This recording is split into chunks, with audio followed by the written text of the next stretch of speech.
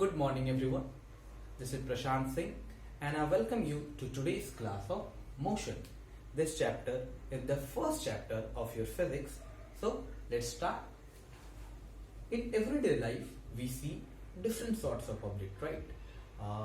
There are cars moving, a child running, a table, a chair, houses. So, we say that out of all these objects, some objects are at rest and some are at motion, right? Some objects are at rest and some objects are at motion. In earlier classes, if you remember, we have learned a way to define how we will say something is at rest and something is at motion, right? We learned that if an object changes its position with respect to time, we say that object is in motion. Similarly, if an object doesn't change its position with respect to time, we say that object is in rest, right? We say that object is in rest. Let me give you an example. Let's say there are two cars, right? Car A and car B. So if we say, let's see, like at 9 a.m. car A starts from this particular point, and after, let's say, 10 minutes, the car A reaches this point, right? This point. On the other hand, at 9 a.m. car B was at point O, and let's say we name this point, this is point O and this is point P. So at 9 a.m. car B was at point O, and after 10 minutes car B is still at point O. Car A moved from point O to P. Meanwhile, the car B stayed at point O. So from here we say car A position has changed with respect to time. In 10 minutes of duration, car A moved from point O to point P. On the other hand, car B, even after the passage of time, even after 10 minutes, it stayed at point O. So here we say that car B is at rest. Car B is at rest and car A is in motion. Car A is in motion, right? So now that we have studied how we will say some object is in motion or rest, now it's time to describe motion. In earlier classes, we have learned different types of motion. We have learned motion can be rectilinear, motion can be circular, motion can be periodic, motion can be vibratory, motion can be oscillatory. So in this class, we will learn how to describe a motion. Okay? So we will learn this to describe motion by taking some examples. Let me take an example. Let's say there boy, let me pick one of you.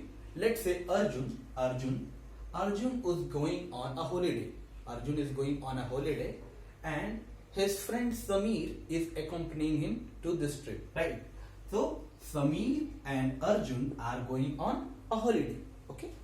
So their father has come to drop them, okay? So the father of Samir and Arjun has come to railway station to see of their kids, right? So we see at 8:30 a.m. their train departs from platform, okay? So their train departs from their platform, okay? After half an hour, let's say half an hour, their train has reached this point, right? Let's say it has reached a station, let's say it has reached station Fatuma. It has reached the station of Fatuma, right? So if we ask the parents of Samir and Arjun, if we ask parents of Samir and Arjun, that are Samir and Arjun in motion?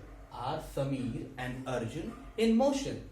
Their parents will reply, yes, they are in motion, because at 8:30 am, Samir and Arjun were on platform of Patna Junction. But at 9 am, they have reached the station of Fatuma, right? They have reached the station of Fatuma. So here we see that with passage of time, the position of Samir and Arjun has changed. Position of Samir and Arjun has changed. So for their parents, the position of Samir and Arjun has changed, right? For their parents, Samir and Arjun are in motion. But if we ask Samir that whether Arjun is in motion, what will Arjun say? Arjun will say no. Arjun will say no, Samir is not in motion. And simultaneously, Samir will say Arjun is not in motion, because for them, their position has not changed. Like if you see here, at 8:30 am, Samir was sitting in front of Arjun. At 9 am, Samir is still sitting in front of Arjun, and Arjun is still sitting in front of Samir. So for Arjun, Samir is not in motion. For Samir, Arjun is not in motion. But at the same time, for their parents, they are in motion. So here a contradiction has arisen, right? A contradiction arises. One body is saying that these two are in motion, and these two are saying that we are not in motion. These two are saying that we are not in motion. So who should we believe? Who should we believe? Whether we should believe their parents that they are saying these two are in motion, or we should believe these two that they are saying that we are not in motion. So to describe a motion of an object, we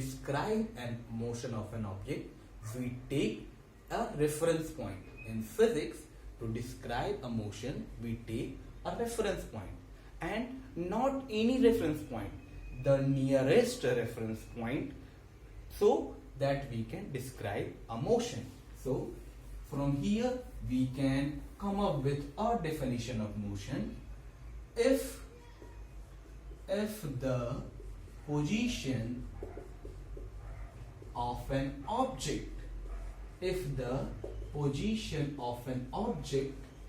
changes with respect to time,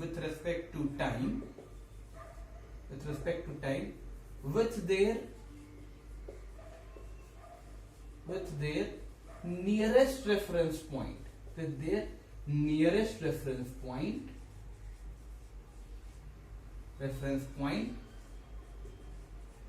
we say that the object is in motion. Right? So from here, this is how we describe the motion of an object in physics. It is slightly different the way we define motion in real life. In physics, we include a term called a reference point. Okay? So I hope you got it. So moving on to the next topic, right? We will move to the next topic, and our next topic is motion in straight line. Okay?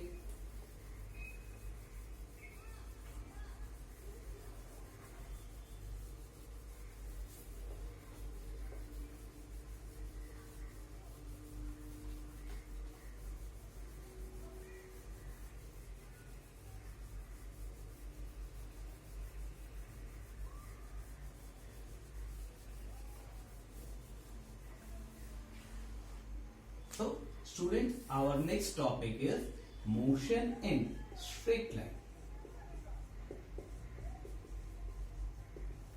in straight line. Okay, so like in earlier classes we have read that motion can be of different types. The objects can move in a straight line, the objects can move in a circular path, the objects can move in a curvilinear path. So here we will limit our studies to objects which are moving in straight lines. Okay, so here let me take a situation. Let's say this is a road, right? This is a road.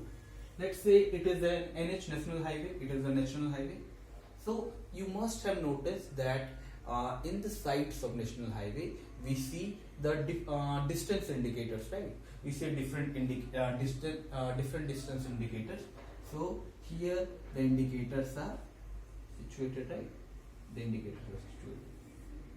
So here it is written that from here to here it is 100 kilometer, from here to here 200 kilometers, and from here to here it is 300 kilometers, right? So let's see, a car is moving along this straight line. A car is moving along this straight line. This is the car and it is moving along a straight line. Let's see this car travels from this point O to this point P.